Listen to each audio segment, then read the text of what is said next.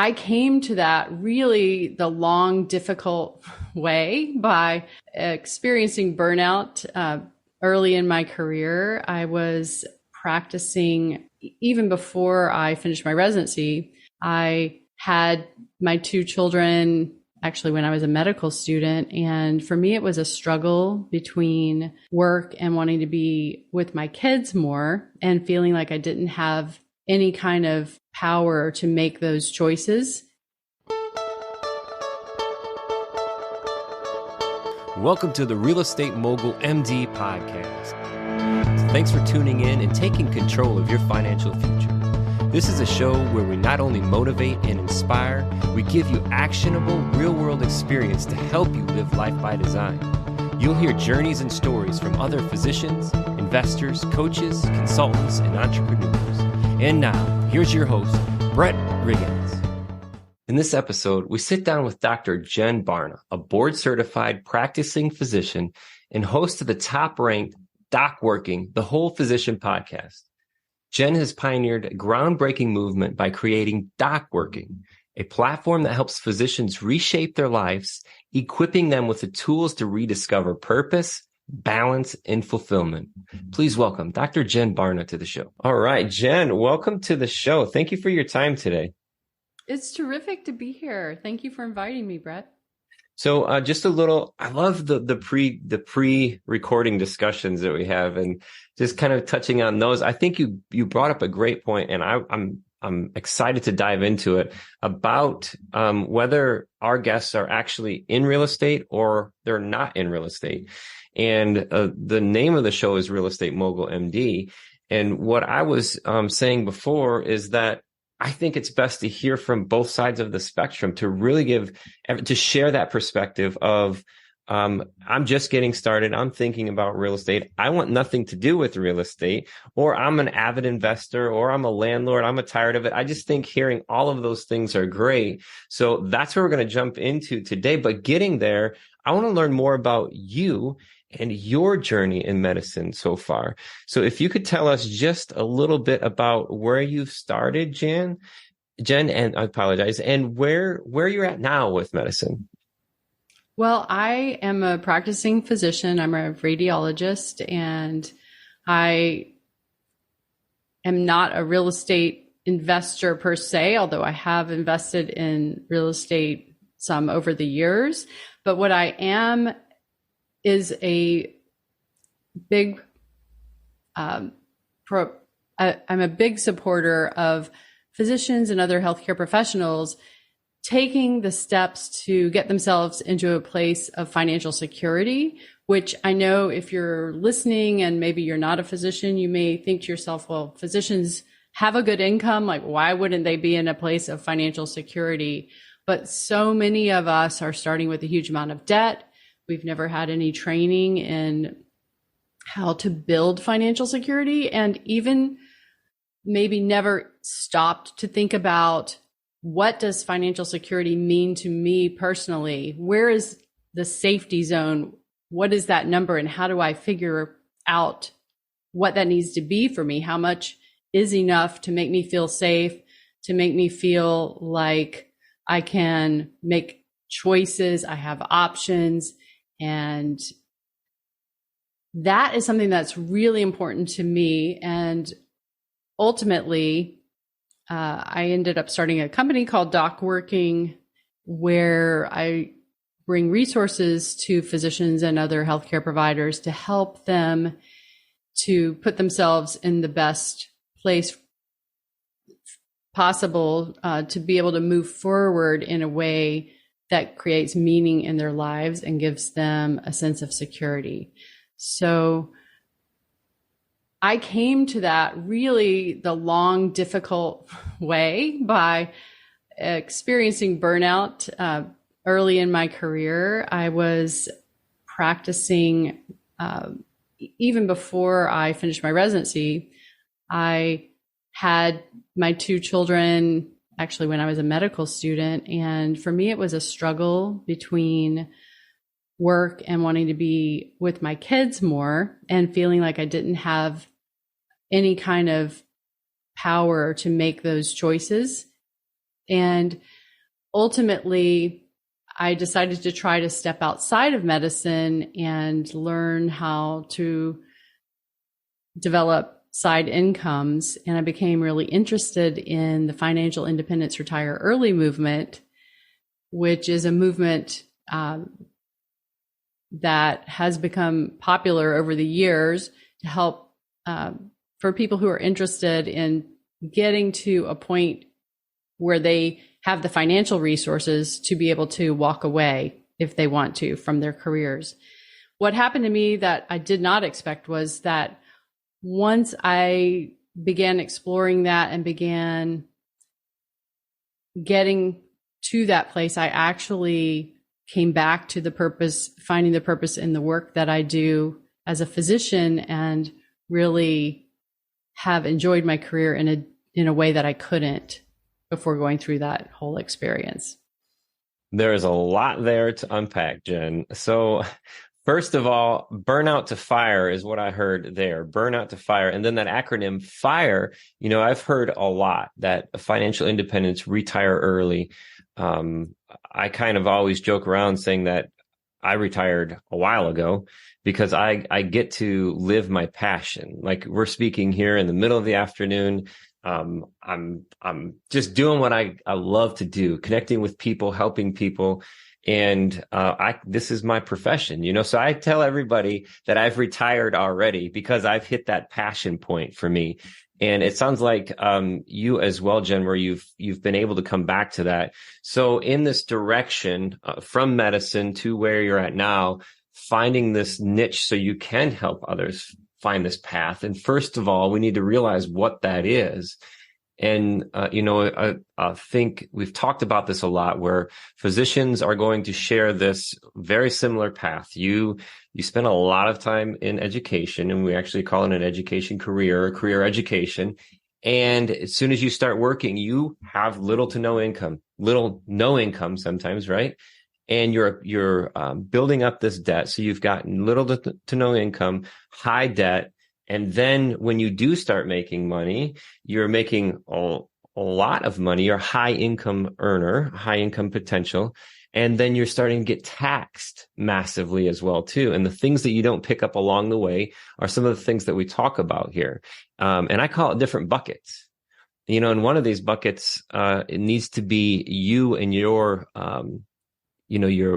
mindfulness of yourself, right? Of being that happiness. I call it my love bucket, right? I want to make sure that my love bucket is full. The other one, the money bucket, understanding that we have massive holes in these buckets of interest, of taxes. And a lot of physicians are alike in sharing this journey with you. But if we don't talk about it, then we don't get to understand. The first piece of all of this is self-realization. As soon as I can figure out what I don't know, then I can start learning, right? And I never want to stop learning what I don't know. It's so important. Conversations like this give us the ability to share that. So we have a love bucket, the money bucket, and just finding this path forward that allows us to line these things up and keep filling our buckets, right? In your path, then, kind of in that burnout piece, where did you find yourself in that spectrum? You probably were, a W-2, high income, lots of demand on your time. You had family, so it was pulling you away from that. So your love bucket was probably not being filled completely. You weren't able to fulfill that passion piece, right? Yeah, I think you explain it really well in terms of separating out these different buckets that we can place our priorities in. That's a formal word that I use there. So I like it. That's a great analogy.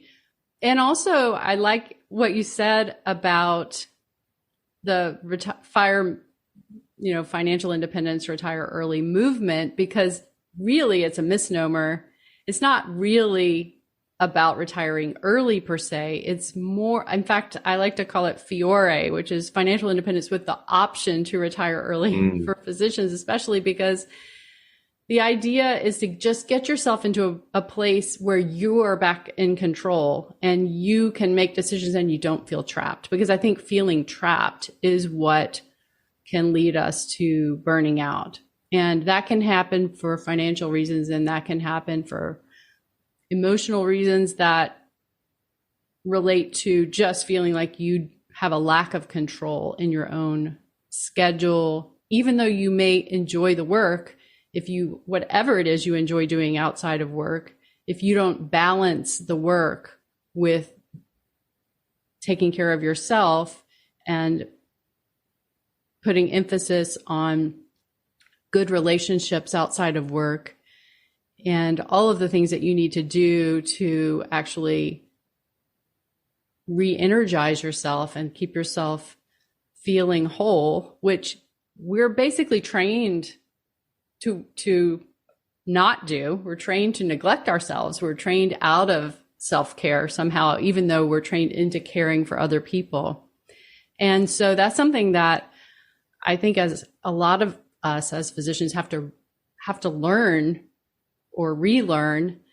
And you're also right that we often don't talk about it because we look around at each other and we think everyone else has got it figured out. And so we don't want to be the one who doesn't have it figured out. We don't want to admit our vulnerability.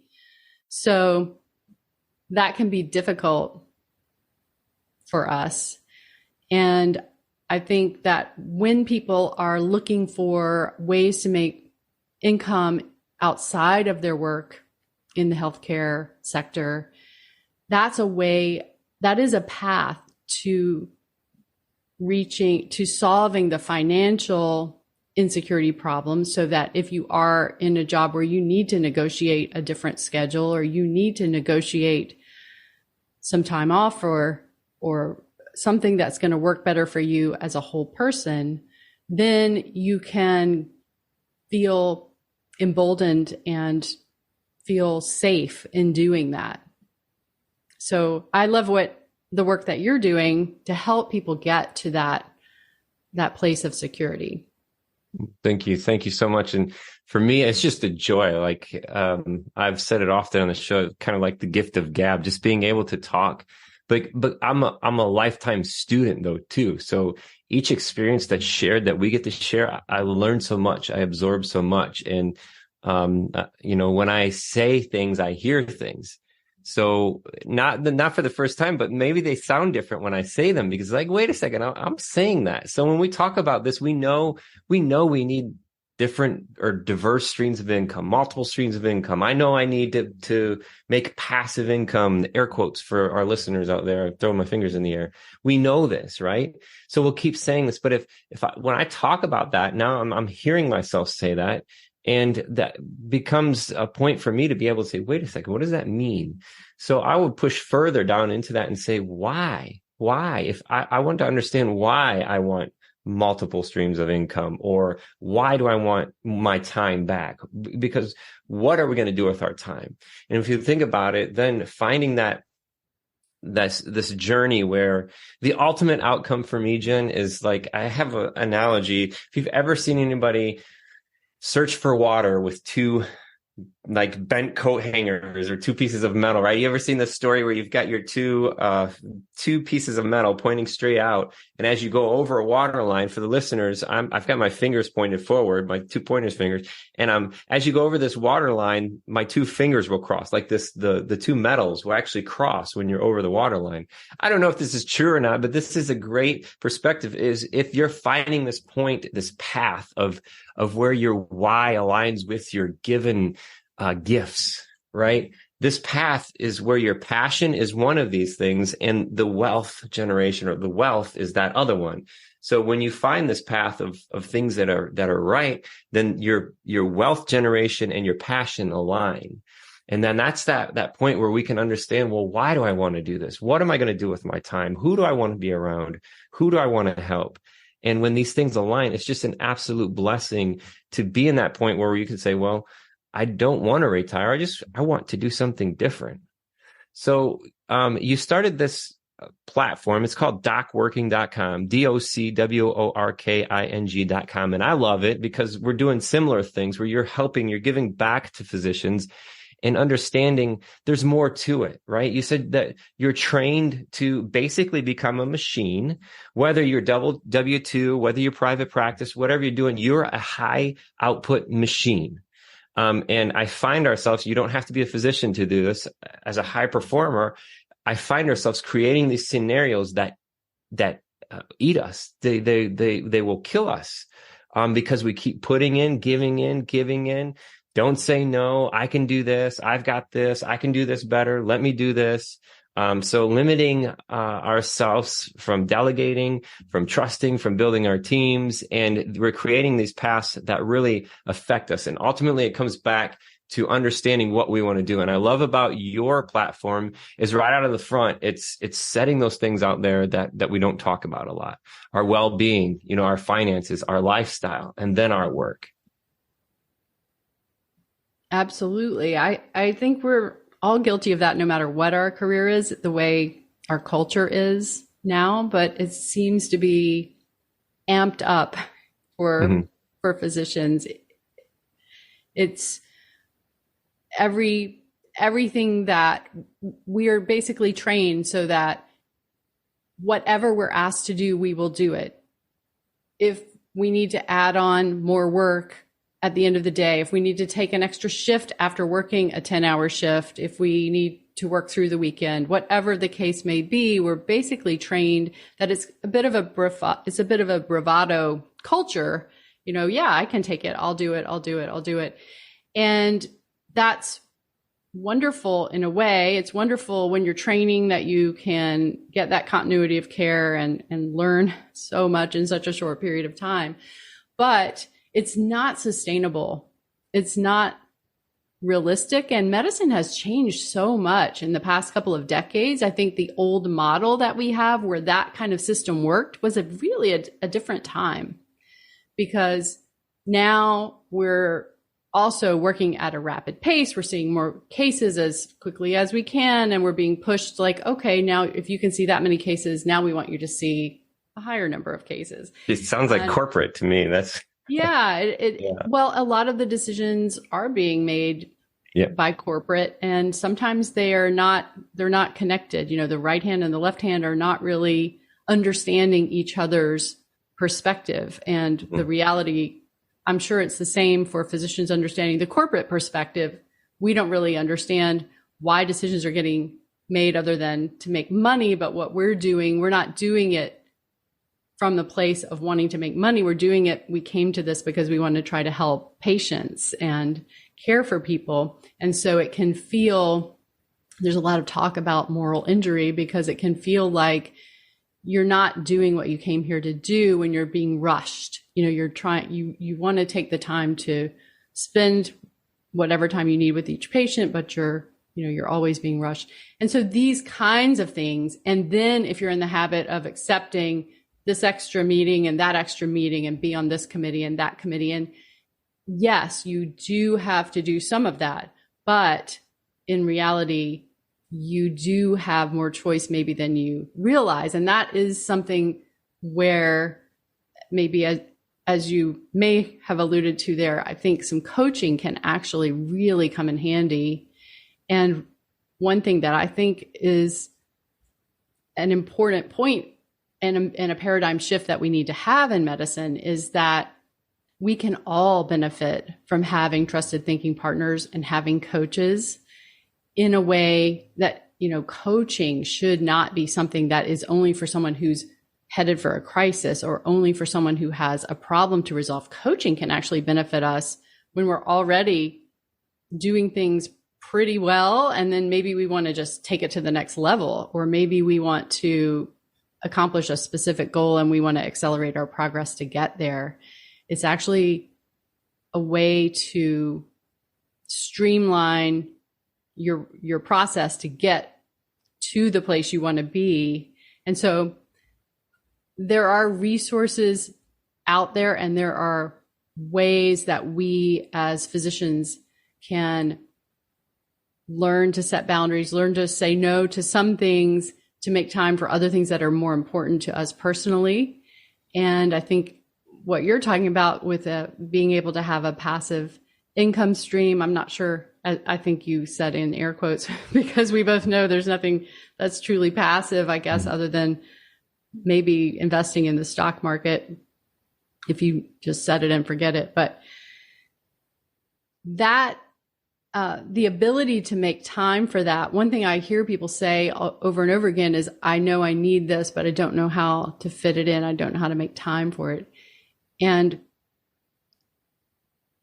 taking advantage of resources that are proven to work to get yourself to a place where you can reach the priorities that are important to you, whether that is investing in real estate, doing something that you may enjoy outside of medicine and may benefit you to also be in a place of financial security. Those are the kinds of things that are very possible, but sometimes it's just hard for us to figure out how to do that on our own. And there are a lot of resources out there.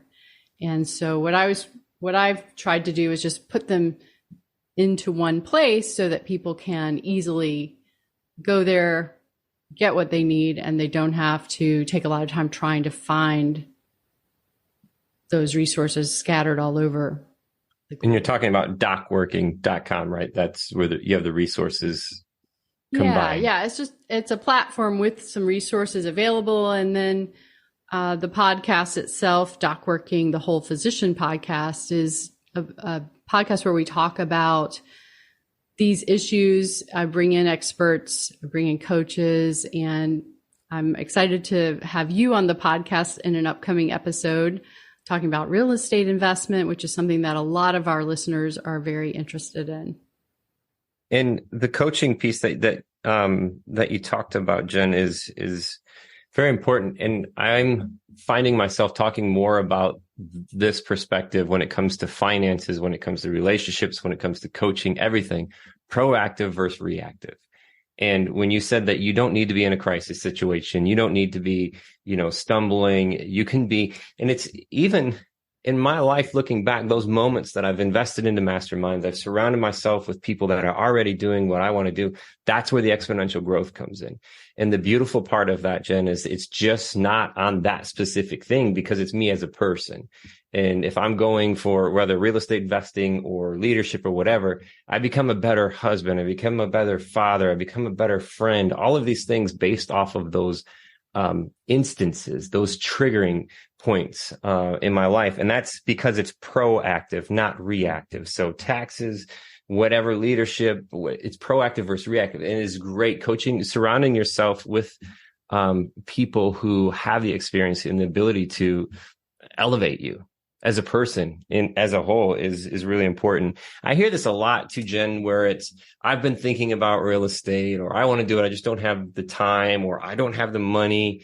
How do I do this? How? And you touched on it. And I was hoping that you would tell something. Well, you make it a priority. When you make things a priority, not have multiple priorities, when you have a priority, it's not plural, you have a priority, you give it attention.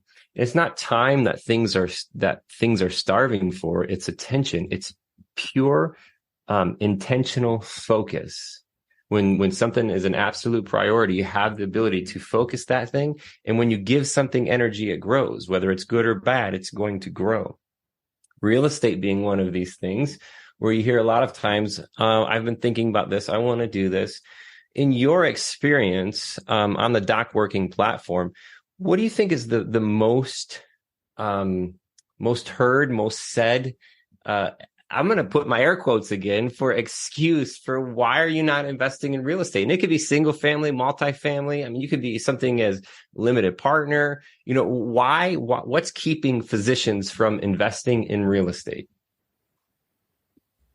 I think the biggest thing I hear is time. I hear people say all the time that they would like to accomplish any specific thing. Again, whether it's investing in real estate or getting into something that is important to them, and yet they feel like they don't have enough time and they're interested in time management. And I think you really hit the nail on the head when you said that how we choose to spend our time when we're really focusing on a goal is different. And that's such a great point, because there's 24 hours in a day. And whether you realize it or not, you're choosing how you're spending that time. And if you are not focused on what's important to you, then you may not be aware of it, but you may be choosing during the course of that day to do a lot of things that aren't important to you, that where you could be cutting those things out and focusing on something that's more important to you. That's a real top priority. And so the time is set. We're not going to get more hours in the day, but and I credit one of our coaches, Jill Farmer, who's really considered to be a national time management expert, for really teaching me this concept that what we do and how we choose to spend our time, whether we're making the effort to be conscious of that or not, we are still making choices. So if you want to make choices that actually lead you towards something that you care about, such as starting a whole new project like a real estate investment side career, then it takes the commitment, and something else is going to have to give. And there probably are things that you really don't care that much about that could be the first things off the list, if you're aware that you're able to cross those off. And I think the thing about working with a coach or working with a partner, if you have a really good friend who could be objective, I think is the objectivity. It's difficult sometimes for us to see in ourselves where those things are, but someone else can sort of tease that out of us. It's within us. The answers are within each of us, but it can be helpful if you have someone that you can have those conversations with, who can help to tease that out and help you to make that decision, to make that commitment. If you really are interested in getting started in real estate investment, then, and you're wondering what's been holding you back, then finding an accountability partner who can help you to sort through that. Because sometimes what's holding you back may be not what you think it is. There may be something kind of buried in there that you need to work through, and they can help you to figure out what that is, and then how to take some action steps to get past it. That's a great point. And that question that I would ask then following up is, well, I don't have time. Okay, we go through that and I hear that. But then I would ask the question, well, what if you did have time? What would be keeping you from investing, whether it's in single family, whether it's passive, active, whatever. So just keep walking yourself down this line. I think you make a great point, Jen, when you say an accountability partner. Again, expanding your association. Don't be afraid to get outside of the physician world and build those relationships with other people as well, too. Along with that comes a caution. People are going to show you what they want you to see. So be cautious on that. But those relationships can help you make those moves. And it reminded me of something called the Johara window. I don't know if you're aware of the Johara window, Jen. Have you ever heard of that? Please explain it to me. So it's like a quadrant. There are 4 sections in these things. And the breakout, not particularly, don't have it in front of me right now, but the things that stand out to me the most are, say in one quadrant is the things that you and I both know about me. Right. So maybe it's my name. You know my name. I know my name. That's in one quadrant. But then in another quadrant, there's the things that I know about me that you don't know about me. Right. So maybe right now, without any research, I'm in South Carolina. Maybe you didn't know that right now. So that could be in that window. It gets really interesting then where we go into this other quadrant where there's something that you know about me that I don't know about myself. So that's where you have this accountability partner where they can see it. It's perspective. They're seeing something. They're hearing me say something. They're seeing my subconscious, unconscious tendencies, right? And then they can mirror those back to us. And then the fourth quadrant, Jen, is this one that neither of us know about me. So those are the things that could be completely subconscious or unconscious that I'm doing. So that's the Jahara window. And when you have a good team or partners around us, we can start getting to that first point of self-development, which is self-realization. And through that Jahara window, understanding that there are things that we do that we don't know that we do, that other people could help us with, and make us help us make progress faster. Absolutely. And having just heard of this for the first time reminds me how this is a process that never ends. I am always learning something new. And even when I hear the same or read the same material, take the same course again, hear the coaches talk on the same topic again, I continue to hear it in a different way, and it'll strike me. I'll understand it on a level that I didn't understand before. And I think that's a beautifully designed way of understanding ourselves and how someone outside can help us to discover areas that we don't even know, where we have potential.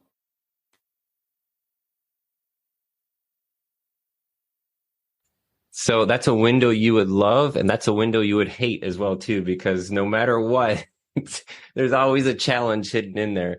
But it can be, there's so many things. In the first design build company that I had partnered with a long time ago, I was invited as, I was just graduated college and come through and started swinging a hammer at $13 an hour. And then by year 3, I was in as a profit partner in the company. So it was a quick progression, but it was a small family held company. It was just amazing opportunity. I was invited onto the administration team and I got to learn so much. But that was one of the biggest takeaways, was that Jahara window piece, because when I went in there, I was performing every high performance. I was black and white. You do your job. If you didn't do your job, I don't know what your problem is. Get in, do your job. So I didn't have, like, my Jahara window scenario was like this relationship side. No, even though I didn't have direct authority over anybody, I was a leader. Right. And that's something that I didn't see, but everybody else was seeing. So that was in that piece of the Jahara window. And like I say, it's a window, the quadrants you love and the quadrants you hate too, that help you get to make this progress in your life. And we've talked about it going from where you're at to where you want to be. First of all, understanding where you're at. Second of all, understanding where you want to go. And then third, understanding why you want to get there. Keep asking why. You've talked a little bit, Jen, about real estate, and I'm excited to learn a little bit more about what's your background in real estate. Well, one of the other things that motivated me to start DocWorking was making all of the classic mistakes that physicians make in finances along the way. So I have owned real estate. I have owned a duplex that we intended to turn into an income property. And I've also owned houses that were what I felt after we got into them were way more than we needed in terms of space and in terms of upkeep. And ultimately it has made me come to the conclusion that I really am happier in much, much smaller, simpler spaces, and has given me an interest in minimalism and in the whole tiny house movement, in fact. But my experience in real estate has been buying and selling properties, some of which we made a good return on, and some of which we lost a lot on. And I think this is actually another great example of a place where I could have benefited greatly in retrospect if I had worked with some people who were more experienced than me along that trajectory. I could have benefited from their wisdom. And one thing that I've learned from listening to podcasts about real estate investment over the years, such as Bigger Pockets podcast and your podcast and others out there, is that wherever you are, you can all, of course, you can benefit from working with people who are further along than you. And wherever you may be, there's likely a group of real estate investors, even locally, that you can go, you can get to know them, you can go to their meetups and benefit from learning on a more local level from people who are the experts in your region. Bigger Pockets is a absolutely great platform, and I do share that on. We've got a company called Physician Wealth Systems as the resource section of that. It's a great forum. Like, in looking back when these guys started so long ago, building this platform where you have forums where you can interact and you can meet people, it's just remarkable. The podcast. And then Brandon Turner, I think is his name, with the book, the rental property book. And he's got one for, little to no money down kind of stuff. So there's so many resources in there and so many people to meet, and expanding your association is a massive piece of that. That's where I said earlier, don't be afraid to get out of the physician circle, right? To get out of there, go in it with the understanding that even though somebody looks like they know what they're doing, they don't necessarily always know what they're doing, but you can gain from those types of relationships along the way. What was one thing that stood out to you, Jen, on the one that you lost money on? And I know it's just a kind of like a point in a snapshot of one scenario here, but what's the biggest takeaway from the one besides not being around, I guess, professionals or not having coaches? From a real estate investor perspective, on that deal that you lost money on, what's something that stands out to you that you would love to share with other people, whether it's the scenario or the particular instance that caused it? Well, I would say two things. One is you make money when you buy. So you want to be sure that you're getting the very best possible deal when you purchase, and don't count on appreciation. If you get appreciation, then of course that's basically a bonus, but you really should be working your numbers so that you know you're making money from the time you make your purchase. And of course you want to know what you're getting into in terms of what's going to need to be done on the property. But secondly, I think that the other piece of it, really this is very fundamental, but not purchasing something because you feel passionate about it, you love the house for some reason or other, but to actually just work the numbers and keep your emotions about the place out of the equation. Beautiful, beautiful, beautiful. And you know how much that I've lived these two things in my life. So this is my lane, this is my world. But early on, I learned this early on, that the profit is made on the acquisition, meaning on the purchase. It is realized on the sale.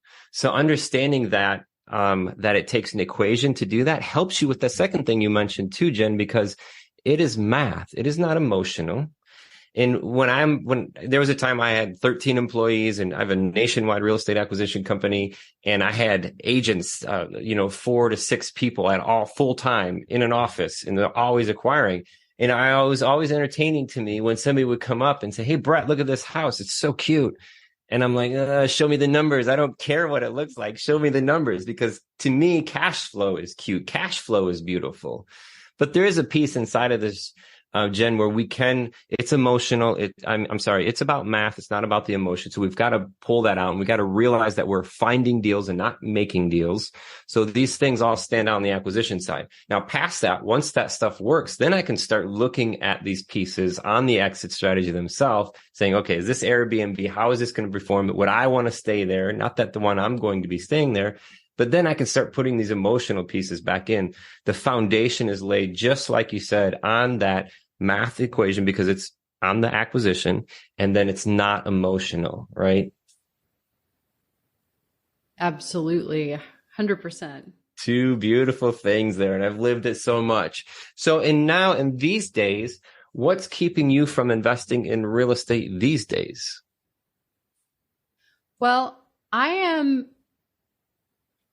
somewhat working towards simplifying what I'm doing. And so I'm just actually, I said earlier that there's no such thing as passive investment, but there are some real estate opportunities that are passive investments, such as REITs, and investing in a way that completely removes your personal time commitment from managing. And I know you can outsource management as well, but I'm focusing more on just completely passive investment, and also leaning away from commercial investment in those groups right now, just with the market trending as it is.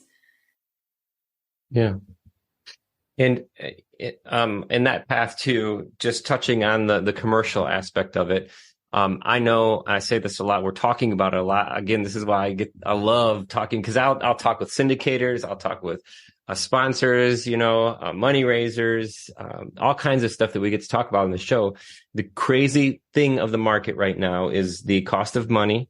And I mean, I'm reviewing loan sheets like in between the recording here. So completely understand that. The rise of insurance cost, the rise of taxes, these things are squeezing opportunities and really shifting the way of things that are happening. So in this process, it's going to really vet the good operators. It's going to wean out the bad operators. And unfortunately, there are passive investors and active investors alike are going to be hurting from this time in the market.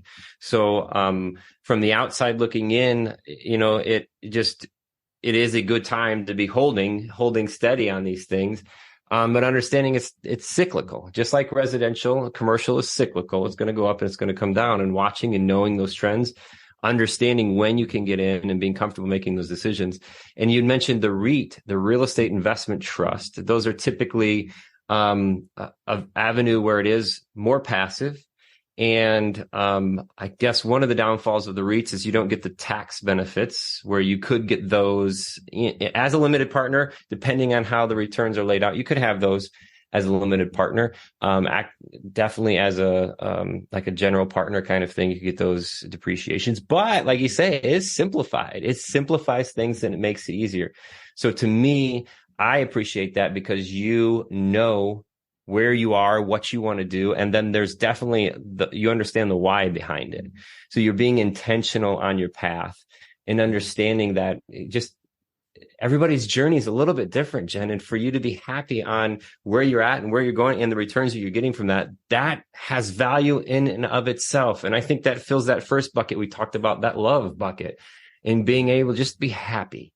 And one of the things in my life when, as a high performer on figuring out that path of the pig, I don't know if you've heard it called that. I'll call it the pig, the passive income goal. What's it take? What do you want, Brett? How many, is it a dollar sign, you need? Then, okay, I can divide it by this many doors and get you there and all of this. But when I really sit down and think about and understand the why, feel the why, it's not the number of doors. It's not the dollar sign. It's just about happiness for me. And maybe that's a better number for the bucket, is the happiness. And we've simplified so much over the years, as well. And I can completely appreciate that simplification piece and the minimalist piece. So here I sit in this lane with you, Jen. I sit content, but not complacent, right? So I'm going to sit here happy and I'm going to keep driving, but I'm going to enjoy the journey. That's the part that matters. Absolutely. I mean, there's really no sitting still. I think wherever we are, we're always striving for the next thing, but that can also include, in my case, simplifying and trying to buy time to spend doing things that I really care about and with the people that I care most about. Absolutely. Jackpot. Fill in the love bucket. It might be the name of the show today. Just fill the love bucket. Make it feel good, because all this other stuff is about math and numbers and, studies and all this. But we got to make sure we take care of ourselves along the way.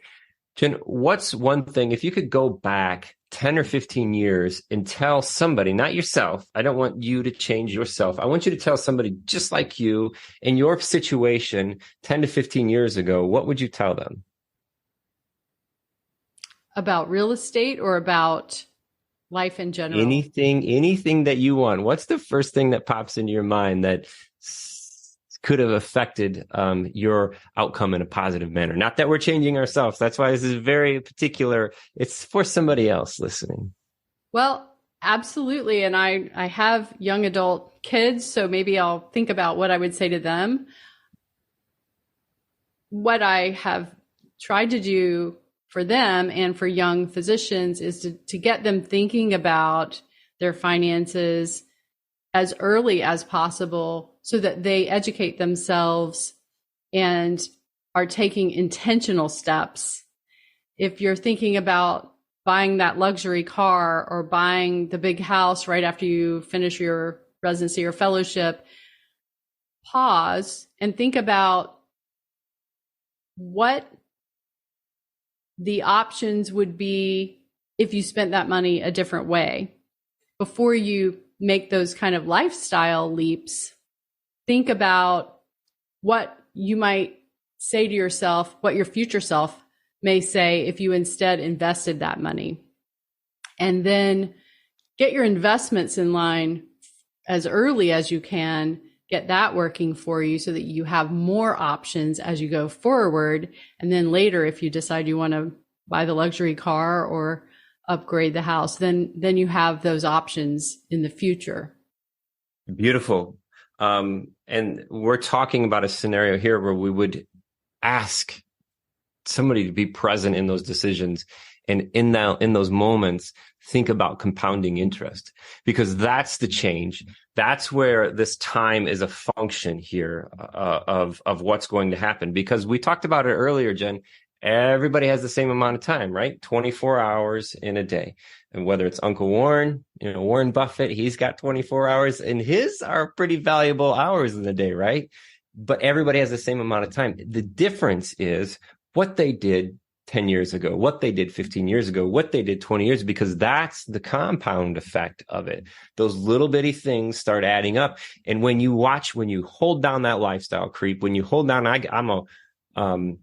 I'm guilty of this, that I've learned, and I didn't see it until my wife was part of this window. And you know what I'm talking about, the Jahara's window, letting me see this. I deserve this. I worked for this. I earned for this. I deserve this. Well, Brett, it doesn't matter, because it matters what happens with this decision now, 10 years from now, right? And that idea that's the difference maker. If we could hold back that lifestyle creep, hold on and think about this decision and how this will affect me 10 years from now. Can I live without this? Is this going to change my life? What's it going to be like? Understanding these things, because when we place that compound interest into effect in our own lives, and then that's the set and forget that I want to see, right? I don't want to see this set and forget with a financial planner and just hope that things work out. I struggle with that. I work very hard to understand what I'm doing and being a professional at what I'm doing, using the best resources, doing the best things. And then all of a sudden I'm just giving my money away and crossing my fingers, not giving it attention, not giving it time, right? And hoping that it works. But if I'm compounding these returns, if I make an investment early on and I know I'm taking that and I'm putting it right back in, watching these things grow is amazing. But it's not something that happens where it's like I can turn on the computer every day. Boom. Yes. Boom. Yes. Yes. It's growing, right? It takes faith. It takes faith, and it takes the right people around us. That's a big piece, Jen. And the resources that we have available. Thank you so much for putting this stuff together. Everybody out there, check out the website, docworking.com, DocWorking.com. We'll put it in the description too, where we can surround ourselves, right, with people who've gone through this, who know what's going on, with other coaches, right? to help us get through this, because we're not alone. We all have the same amount of time in the day. We're not alone. Let's leverage each other. Let's leverage relationships and make this enjoyable. Beautifully said. And I love what you're doing with your podcast, Brett. So thank you so much for inviting me and for this conversation. Awesome. My pleasure, our pleasure. Hopefully, the listeners feel the same, just enjoying the conversation. And I'm hoping that I'm saying things over and over and over again, because a lot of people like me, maybe it's the Johara window effect of everything. I need to hear it. I need to say it. I need to see other people going through that experience before I'm taking action and saying, oh, I guess I do need to focus on this, or that's the next step that I could take, because everybody's journey is a little bit different. Thank you so much for your time today, Jen, and sharing your journey. We really appreciate it. Thank you. I look forward to talking with you again very soon. Very cool. And the one more time before we go, the podcast is DocWorking, the Whole Physician Podcast, right? And they can find that on Apple, iTunes, Spotify, iHeartRadio, Google, all the top platforms. Absolutely. Yep. Everywhere you get your podcasts, we're there. Awesome. So we check that out. You can check out the website. And just again, thank you everybody out there today for your time. And like I always say, for your attention, because without attention, time just doesn't have a lot of value for us. Thank you for giving us your attention today. And if you've got any questions, please shoot us an email, info@physicianwealthsystems.com. If you know anybody that wanted to be a guest, please shoot us an email. We'd love to have you on the guest and share your experience, share your journey. Until next time.